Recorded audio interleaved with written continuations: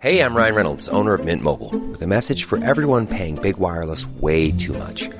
Please, for the love of everything good in this world, stop. With Mint, you can get premium wireless for just $15 a month. Of course, if you enjoy overpaying, no judgments, but that's weird. Okay, one judgment.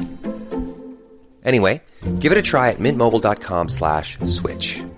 New activation and upfront payment for 3-month plan required. Taxes and fees extra. Additional restrictions apply. See mintmobile.com for full terms. This episode is brought to you by Shopify. Selling a little or a lot? Do your thing however you cha-ching with Shopify, the global commerce platform that helps you sell at every stage of your business. Shopify helps you turn browsers into buyers with the internet's best converting checkout. 36% better on average compared to other leading commerce platforms. Get a $1 per month trial period at shopify.com/offer23. This episode is brought to you by Shopify. Selling a little or a lot? Do your thing however you cha-ching with Shopify, the global commerce platform that helps you sell at every stage of your business. Shopify helps you turn browsers into buyers with the internet's best converting checkout. 36% better on average compared to other leading commerce platforms. Get a $1 per month trial period at shopify.com/offer23. Hey, I'm Ryan Reynolds, owner of Mint Mobile, with a message for everyone paying big wireless way too much. Please, for the love of everything good in this world, stop. With Mint, you can get premium wireless for just $15 a month. Of course, if you enjoy overpaying, no judgments, but that's weird. Okay, one judgment. Anyway, give it a try at mintmobile.com/switch. New activation and upfront payment for 3-month plan required. Taxes and fees extra. Additional restrictions apply. See mintmobile.com for full terms. 'Tis the season to shine with H&M. Discover the holiday collection and find fashionable pieces for your wardrobe or for under the tree. Get inspired and dazzle with this year's glam. From tuxedo styles, bow detailed pieces, impressive prints, and more. From unforgettable looks to unforgettable gifts. With fashion finds to home decor, find it all at H&M. Treat your loved ones and yourself this season. Shop in-store or at hm.com. Hey, I'm Ryan Reynolds, owner of Mint Mobile, with a message for everyone paying big wireless way too much. Please, for the love of everything good in this world, stop. With Mint, you can get premium wireless for just $15 a month. Of course, if you enjoy overpaying, no judgments, but that's weird. Okay, one judgment. Anyway, give it a try at mintmobile.com/switch. New activation and upfront payment for 3-month plan required. Taxes and fees extra. Additional restrictions apply. See mintmobile.com for full terms. 'Tis the season to shine with H&M. Discover the holiday collection and find fashionable pieces for your wardrobe or for under the tree. Get inspired and dazzle with this year's glam. From tuxedo styles, bow detailed pieces, impressive prints, and more. From unforgettable looks to unforgettable gifts. With fashion finds to home decor, find it all at H&M. Treat your loved ones and yourself this season. Shop in-store or at hm.com. Hey, I'm Ryan Reynolds, owner of Mint Mobile, with a message for everyone paying big wireless way too much. Please, for the love of everything good in this world, stop. With Mint, you can get premium wireless for just $15 a month. Of course, if you enjoy overpaying, no judgments, but that's weird. Okay, one judgment. Anyway, give it a try at mintmobile.com/switch. New activation and upfront payment for 3-month plan required. Taxes and fees extra. Additional restrictions apply. See mintmobile.com for full terms. Because now I'm going into, fortune telling, and now all of a sudden, because of this, we're going to get a divorce, and he never loved the kids to begin with, and he's always going to be like this for the rest of the time we're married. So I'm going to tell you right now, that definitely happened to me earlier today. I'm not proud of it, but it did happen.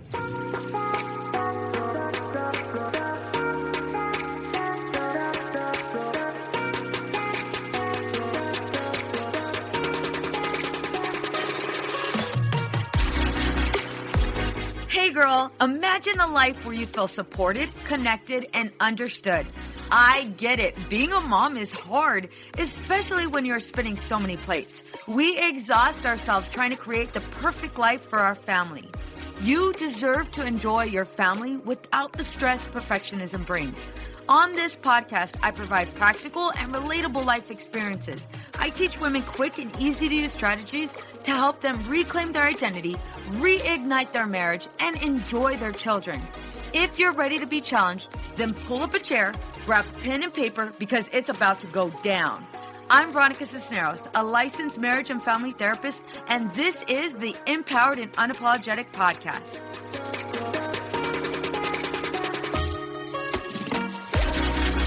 Hey ladies, so this episode is going to be way different than any other episode I've ever recorded. Here's why. Right now, Willie and I are on our way to Yosemite. We are on our way over here because we are about to celebrate our 22nd anniversary. However, right before getting on the road, he and I got into a pretty big argument. And it made me think about one of the questions I'm often asked. How do I deal with an emotionally unavailable husband? And don't get me wrong, I'm not saying that my husband is emotionally unavailable. However, in that moment, in the heat of the argument, I really believed that he was completely dismissive of all emotions altogether. I felt completely invalidated. I felt completely unheard, unsupported. In addition to that, I felt alone. And because I felt all of those things, it made me question, wait a minute, is he emotionally unavailable? And so as we were driving, I decided I would ask him that question. You know, are men emotionally unavailable? And his response was, it just really made me think. And so I wanted to share this with you. So let me go ahead and give you the whole rundown. So we're getting ready to leave to Yosemite, right? And today just so happens to be Aubrey's last game. Her game is in San Bernardino. In addition to that, Scout has dog training, which conflicts with Aubrey's game. We had already decided that I would leave from work, from my office, and I would drive to San Bernardino and watch Aubrey play. Willie would stay home and take Scout to his dog training. So that was already established. I get on the phone, I'm having a conversation with him, and I'm completely overwhelmed because of all of the things I still need to get done. I have a whole bunch of things that need to get done and so many deadlines. One of these deadlines was recording this episode. But I had so many things backed up. The minute I started talking to Willie and just kind of sharing some of my frustrations, he had said, oh yeah, I'm still working and I'm getting things done. I don't know what it was about him telling me that he was still working. He's usually off at 4. Like at 4 p.m. he's done. And I look at the time and it's 4:30. And that's about the same time that Google Maps had given me an estimated arrival time. And that arrival time was 6. Aubrey's game is at 5. And I'm not going to lie, I was so frustrated because I felt like he wasn't using the time wisely. It's 4:30. You should be off work. Why are you continuously working? Matter of fact, you could have actually just left the house and went straight to Aubrey's game and made it on time. That way one of us would be there to watch her game. I was just so mad. And then he raised his voice, I raised my voice, and I was just upset. What made me even more upset was when he said, well, you're just mad because you're looking at all of the traffic and you're not going to make it on time. And it was something about those words, you're not going to make it in time. Like somebody basically telling me, I'm not a good mom. You suck as a mom. You're not going to make it on time anyway. You're actually going to miss Aubrey's last game. Not to mention, you missed yesterday's game. Now, he didn't say any of that. Not one word. However, that's where I took it. And I took it there because it was an insecurity of mine that was completely exposed. And that story that I was building in my head exposed so many insecurities. I don't want my kids to ever think that I pick work over them. Like, never, ever. That's the last thing I would want. I would never want them to think that I am too busy for them. But yet, here I am, stuck in traffic, not set to arrive until after her game is over. And so, of course, I want to blame somebody. And that person that I wanted to blame was him. And he didn't help when he then followed with, listen, I have to report to high-level executives and I have to get things done and I have deadlines. What I heard him say when he said that was, your job doesn't matter. You can wait. You can do whatever you want when you want to because you're your own boss. My job matters and is way more important than yours. Again, the story that I built up in my head, which only pissed me off even more because, okay, so you're reporting to high-level executives and yes, you're trying to go ahead and get everything done before you go on vacation. But what about me? I also have so many deadlines and they're very important deadlines. So right away, I got so defensive. And I'm not going to lie, I was ready to literally drop kick him. Like, I was just so mad because it's like, well, I have deadlines too. And how are your deadlines way more important than my deadlines? And this is proof that your deadlines are more important because you haven't even left to go even attempt to make it to our daughter's game. And I ended up throwing some low blows. I'm not going to lie. Totally ended up throwing low blows. And I hate to admit that, again, because I'm a therapist, again, because I, quote, should know better. But the reality is I'm also human. And I was also overwhelmed. And so Willie started yelling. And I immediately started to yell. And then he was like, I told him, don't yell at me. And he's like, I'm not yelling. I'm like, oh, you're definitely yelling. And he's like, you're yelling. I'm like, dude, I was totally calm. And then I got to a point where I was like, this is yelling. And I totally started yelling. And then all of a sudden, I hear the door open. He was at home. And I'm, of course, on the road. I hear the door open. And he's like, Brooklyn's here.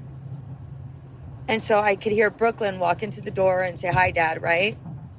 And I still obviously want to continue this argument because, hello, I'm ready to go. You have me all loaded, ready to go. And I have some very, very, very maybe not so nice words to share with you.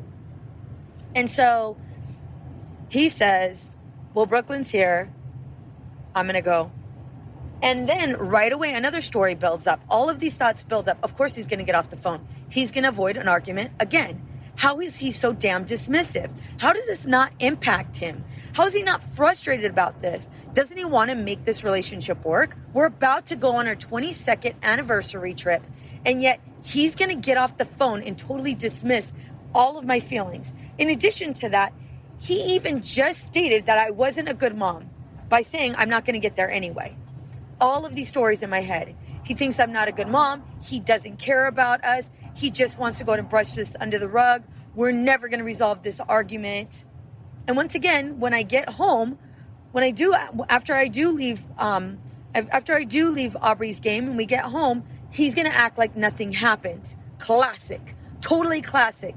And so, of course, I get off the phone and it just left me thinking like, I can't believe this. I cannot believe this. We're here. How the hell are we here?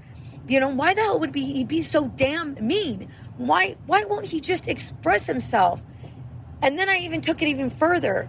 Why won't he validate my feelings? Like, he's basically saying what I'm experiencing is not true. And that's what frustrated me the most. Because I am experiencing something, and it's very much true for me right now. Why couldn't he just validate me? And ladies, validation is basically when somebody states that they understand what you're experiencing. Not necessarily that they agree with it, but they understand it. And that's really what I wanted. I wanted him to validate me. I wanted him to go ahead and show some form of support. I also wanted him to help me resolve this argument because I felt alone in it. And I felt like he got off thinking he was right and I was wrong. And I ended up recording an episode on my way to Aubrey's game. And I was totally upset, like literally pissed off. And I just started walking myself through it. How do I deal with an emotionally unavailable husband? And then I thought to myself, Is it really that he's emotionally unavailable?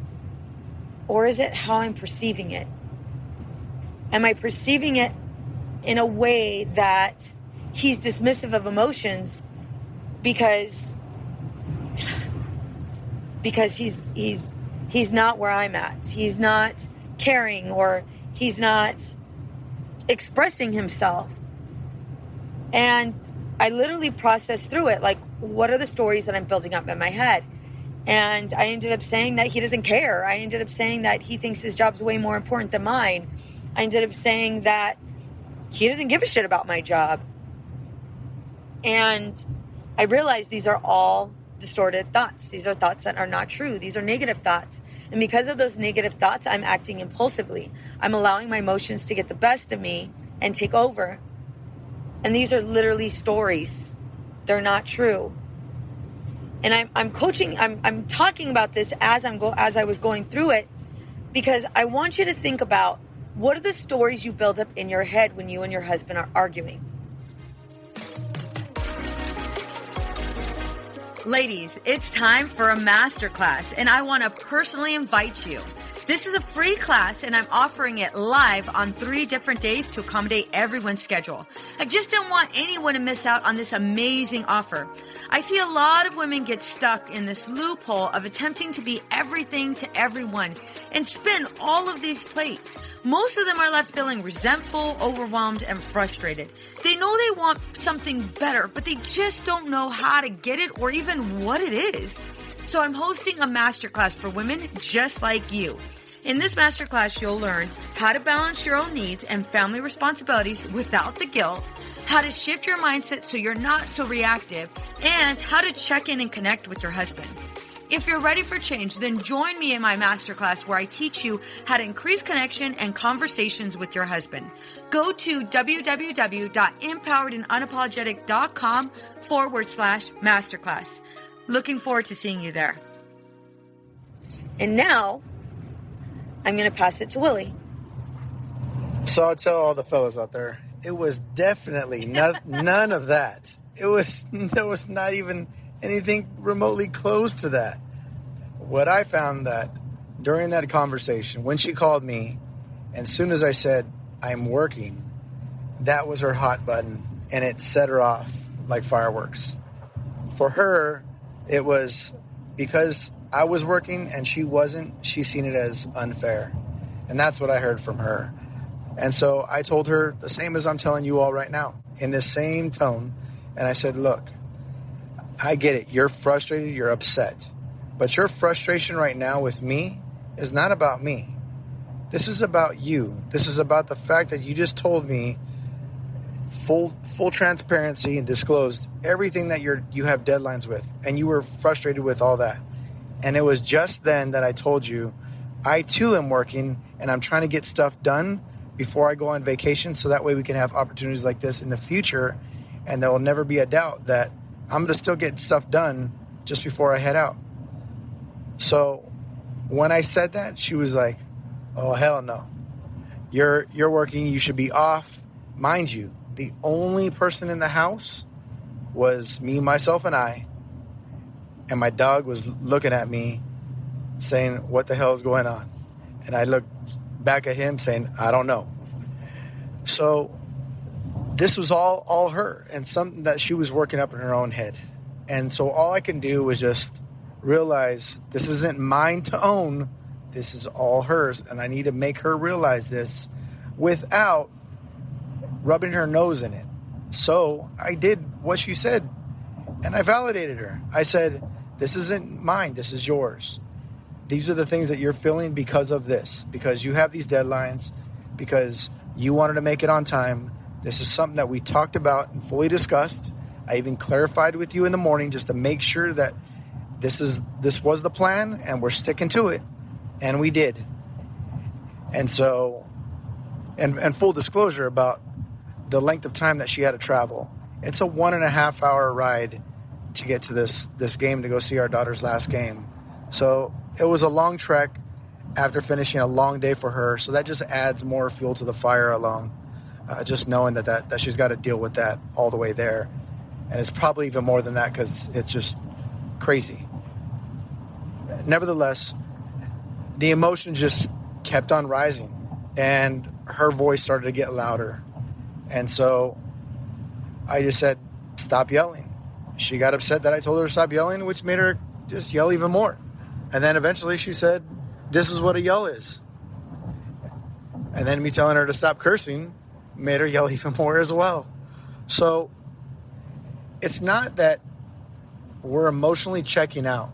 And like I told her before I even thought about starting this episode, it's not that as men we're emotionally checking out. It's a feeling of frustration. It's like when you're getting backed into a corner. It's that fight or freeze type of mentality.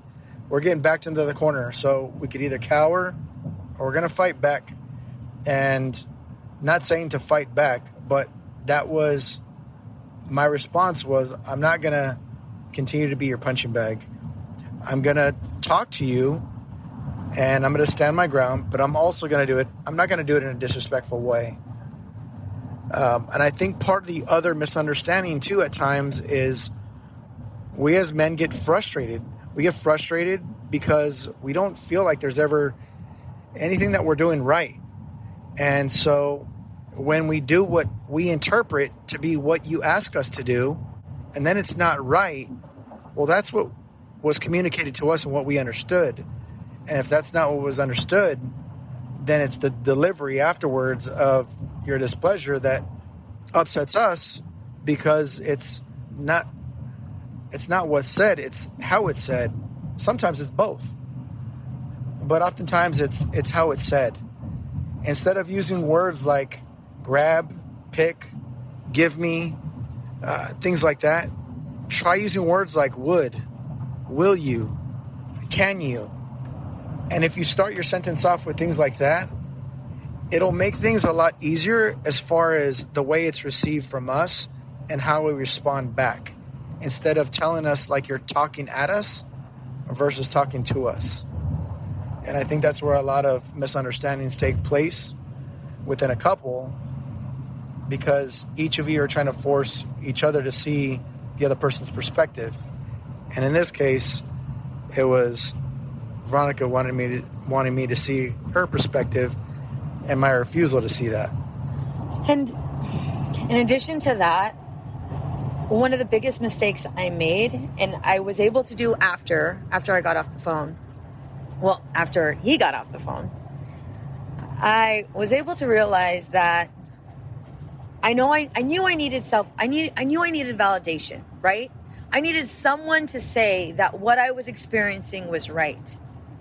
And he wasn't able to do that. I didn't feel like he was able to do that, or I didn't feel like he was doing it at all.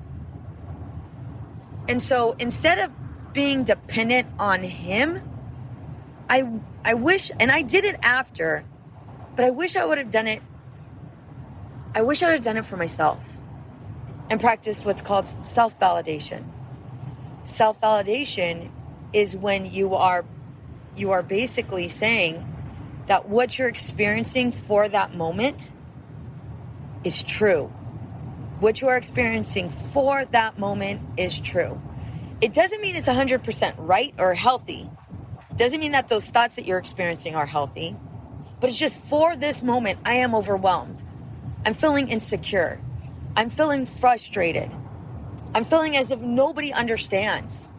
I'm feeling like all of the weight is on my shoulders. I'm feeling as if all of the expectations and rules are mine. And I'm the one who has to pick up the slack, and I'm the one who has to do all of the work, and I'm the one who has to show up and make things right. And by doing that, it was sort of calming. Okay, Veronica, you're overwhelmed. And I know it sounds crazy, like, okay, what do you expect, Veronica, for us to talk to ourselves? Yeah, I do. I expect you to talk to yourselves. I want you to talk to yourself. I want you to coach yourself through it. Right now, you're overwhelmed. Right now, there's a whole lot of pressure, a whole lot of deadlines. And some of these things aren't even humanly possible. And I get it. I get it. So take a break. Take a break.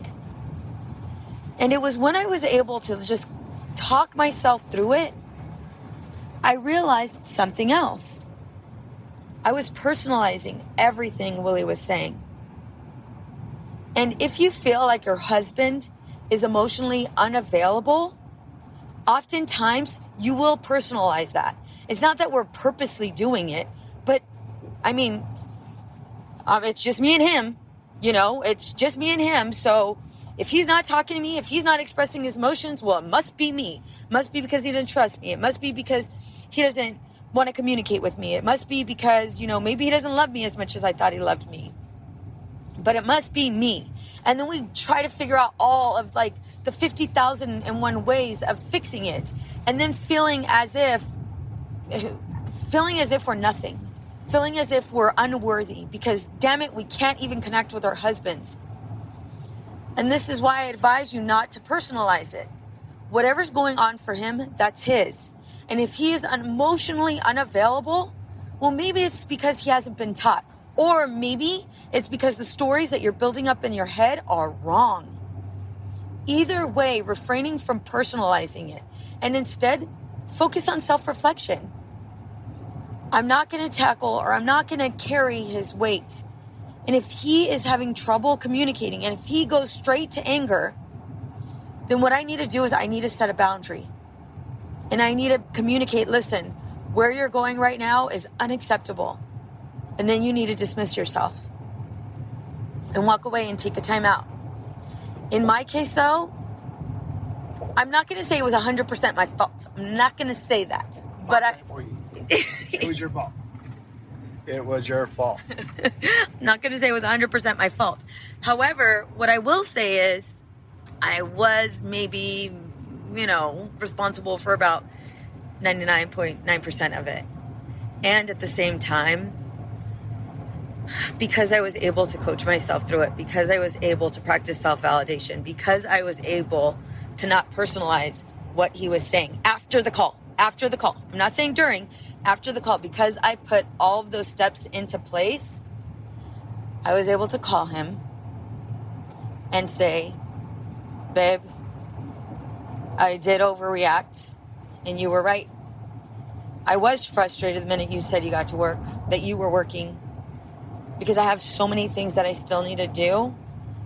And I definitely don't want to work while we're away. And it was just kind of like I don't know, it was just a trigger for me. And in addition to that, I missed Aubrey's game yesterday. And here I am. I'm going to miss this game today. And I feel like I'm a shitty mom. And I feel like my daughter is not, my daughter's going to be disappointed. Mom, it's unacceptable that you didn't attend my game. Mom, it's unacceptable that you're late. You missed the entire game. That's how late you are. That is unacceptable. Mom, you are a disappointment. Mom, you really don't love me, because if you loved me, then you would be here on time. If you loved me, then you'd be in them damn stands cheering for me. But you're not. You're on the freaking freeway because work's too important for you. Those are my insecurities. And I expressed those to Willie. And right away, his reply was? My reply to her was that she's not a bad mom. And that the issue was all this frustration and anger had nothing to do with my work or anything. It was the fact that she was just overburdened with all the things that were coming down on her shoulders, and she was shouldering all this stuff, and it was too much for her emotionally, and she erupted. And I told her, I said, she's a damn good mom and a great wife, but things happen, and sometimes we're not responsible for the circumstances or the things that happen outside of. I mean, we looked at it the day before and said if we left at this, or she left at this time, she would be there at this time. And of course, Murphy's Law steps in and says it's not going to happen, and instead you're going to be there a half an hour late after that. And that's what ended up happening today. So she felt like she let her daughter down in the end. So like I had told her the day before, or a couple days before that when we were with our kids over the weekend, and I said, it doesn't matter what we do. We could do 100 billion things right, but it's that one time that we screw up as parents, and that's what's gonna remain in their head, and they're gonna hold on to that, unfortunately. So we have to be cognizant of the things that we do, the things that we say, how we act, how we treat them, and if there's things that bother our kids, we have to do our very best to make sure that we don't make those same mistakes, so it doesn't become a pattern and it become a habit, and then they resent us later on and said, I wish you would have been this way instead. So turn it back over to her. And so being able to give ourselves grace, being able to recognize we're not going to do everything right. And I did make it to her game, and there was about 15 minutes left in the game. And Aubrey's new to the game, and so I didn't miss much because she didn't play at all. I mean, that's fine, but I just still wanted to be there to support, especially since one of her teammates had, asked me to cheer for them because I was one of the loudest ones, and I really, really motivated them and hyped them up. And they're like, can you cheer for us like you did during the tournaments? Because that really helped us out and, helped us stay focused. And it was like, yeah, I'll do that. And I didn't obviously want to let them down. I didn't want to let my daughter down. And in the end, it all worked out. So ladies, the message for you is, if you feel like your husband is emotionally unavailable, is it because of the stories that you built up in your head? Or is it the other thing? Is it the other end where, no, he really is emotionally unavailable. He doesn't talk to me. He doesn't even have these types of conversations. He's never open to having, a quick discussion, and he doesn't express any emotions at all. Cuddling, anything physically, anything emotionally, like he's completely withdrawn. Okay, well, I'll go ahead and record another episode for. But if you feel like he's just not emotionally there, I really want you to question it. Is he trying to come up with an answer to go ahead and solve the issue? Or are you building up the stories in your head and making him out to be the enemy? It could be a mixture of both, but that's definitely what I want to leave you with. I want you to understand that it starts with you. It is so important that you focus on what's going on for you. You identify, 1, the story that you built up in your head. 2, how can I challenge that story? Because now I'm going into, fortune telling, and now all of a sudden, because of this, we're going to get a divorce, and he never loved the kids to begin with, and he's always going to be like this for the rest of the time we're married. So I'm going to tell you right now, that definitely happened to me earlier today. I'm not proud of it, but it did happen. I want you to see how far you go, so pay attention to those stories. In addition to that, practice self-validation. Practice it. It's so important that you're able to, again, identify what you're experiencing and hold that to be true for you. Any final words from you, honey? None at all. I wish you all well, and marriage is a work in progress, and some days are going to be good, others are not so much, but it's getting through those things, embracing your fears, and getting past the challenges that you have and working through them. That's going to make you a better couple at the end of the day once you get through those things and you just realize that was dumb of us back there. We were able to overcome that, and we're better for it. So just learn from the past and make it a better future.